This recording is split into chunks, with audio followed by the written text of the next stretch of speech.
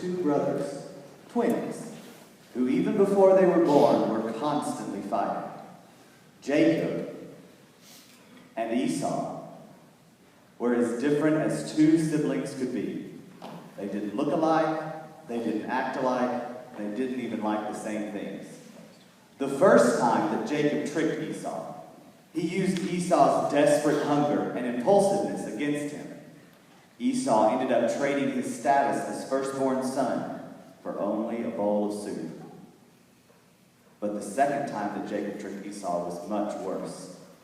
After Isaac, their father, had become old and almost blind, he called in his son Esau, who asked him, "Father, what can I do for you?" Isaac replied, "I am old and might die at any time. So take your bow and arrows and go out into the fields and kill a wild animal. Cook some of that tasty food that I love so much and bring it to me. I want to eat it once more and give you my blessing before I die." In that day, blessings such as this held great power and were even prophetic revelations about the person's future. So this was a big deal. Isaac's wife, Rebekah, heard what he was about to do and called her favorite son, Jacob. She convinced him to pretend to be Esau in order to steal that blessing. Jacob, thinking this would be a shortcut to the easy life, finally agreed. Rebekah cooked some food like Isaac liked it and helped Jacob to dress in Esau's clothes. They even covered his exposed skin in goat skins to mimic Esau's hairiness and to fool Isaac's sense of touch and smell. It worked. Isaac blessed Jacob with wealth, power, and prominence, thinking he was Esau. And later, when Esau came in, his father had nothing left to give him as a blessing, but the ability to break loose from his brother's slavery when he chose. Esau was furious and hated his brother. He vowed that as soon as his father died, he would kill his brother.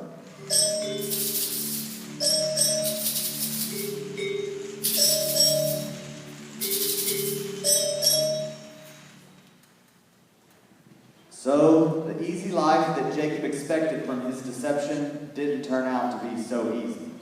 He certainly got wealth and power, but he also got a whole host of other problems as well.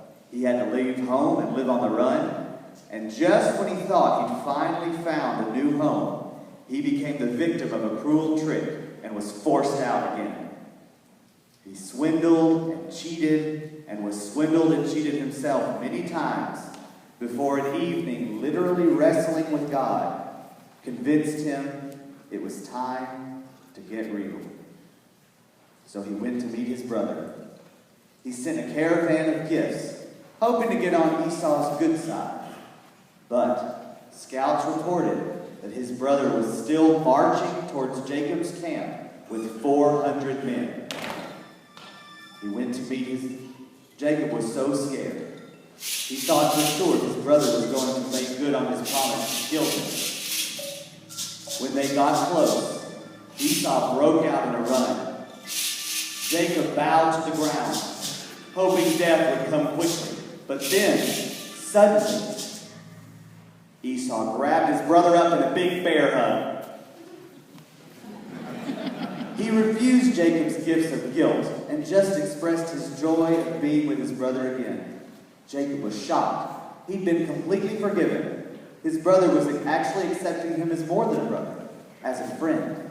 It didn't make sense, but Jacob found he gained more being honest and real with his brother than he ever did by tricking and deceiving him.